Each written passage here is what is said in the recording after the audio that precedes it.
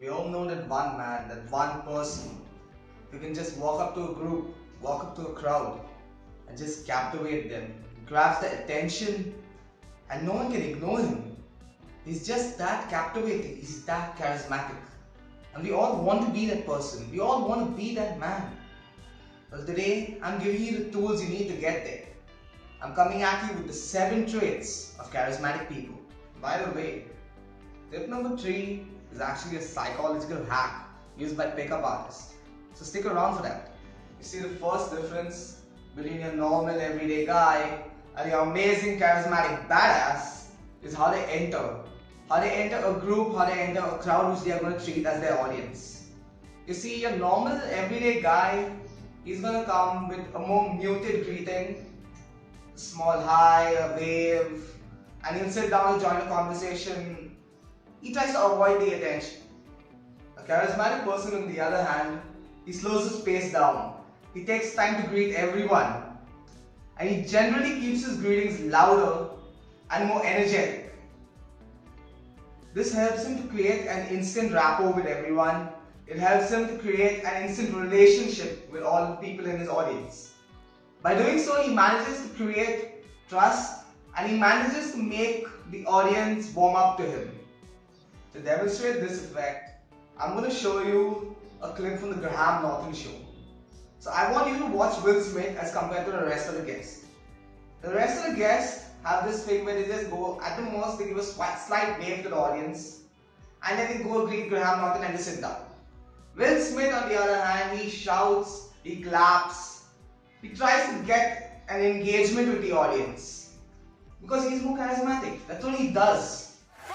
From Pirates of the Caribbean to James Bond, she's one of our most successful British actresses working today. It is the Golden Globe nominated Naomie Harris.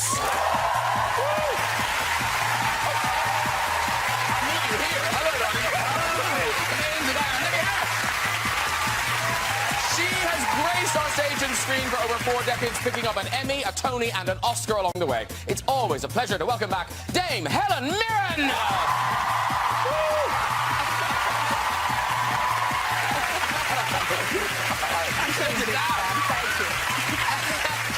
Notice how the first 2 guests just wave a bit to the audience on their entry and then they rush to greet Graham Norton and then sit down.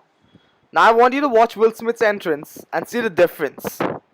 He's one of the biggest movie stars in the world. He's Big Willie, he's the Fresh Prince of Bel-Air, he's one of our favorite guests. It's Will Smith!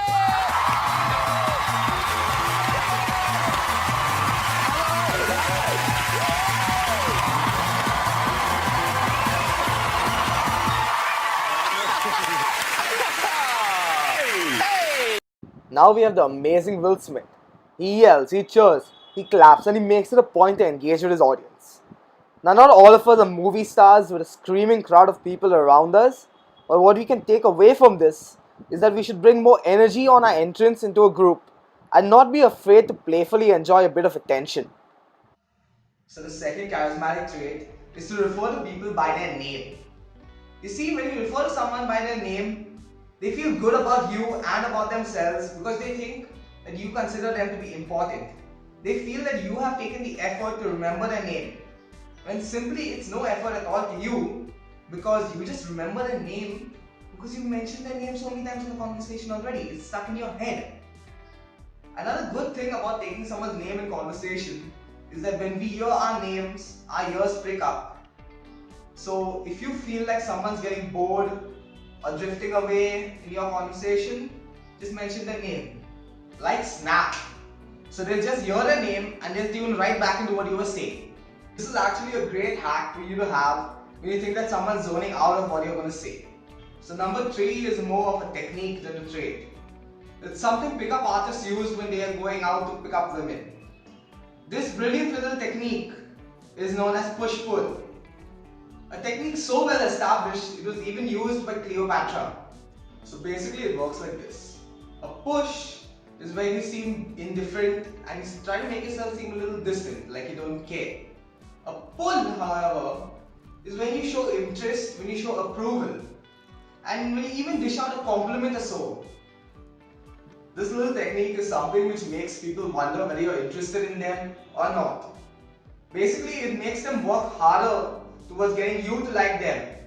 In this situation, it makes them listen closer to you to get you to like them more.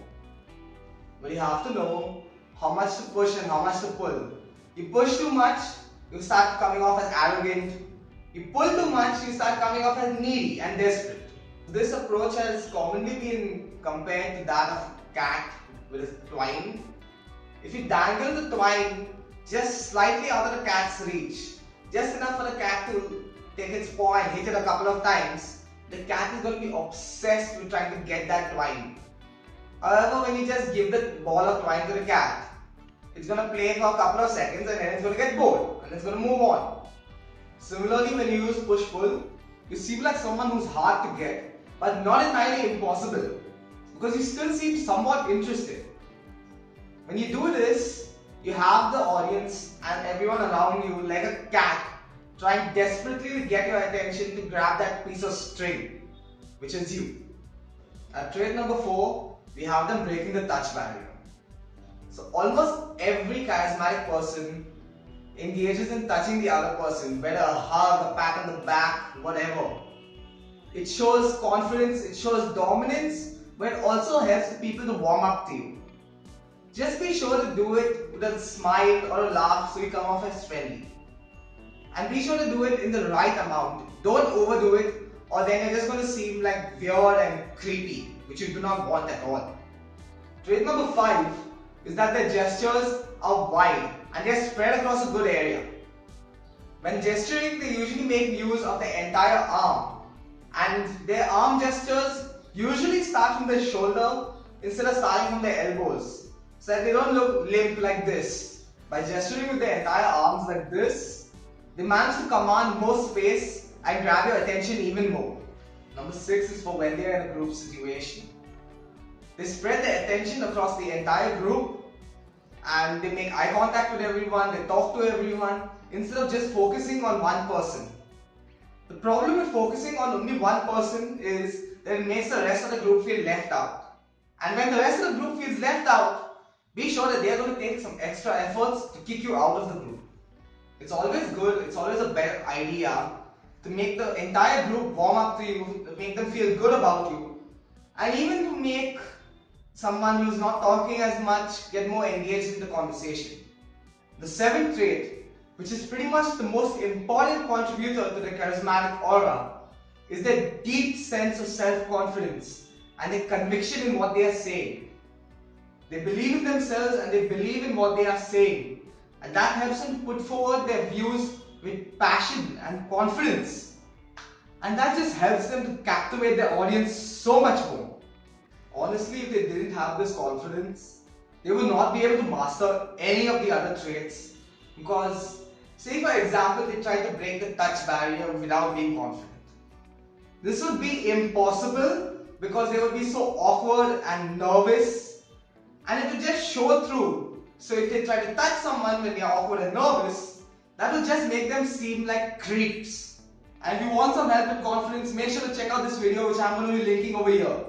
Now if you made it so far, what are you waiting for? Hit the subscribe button and please share this video with anyone who you think would benefit from this.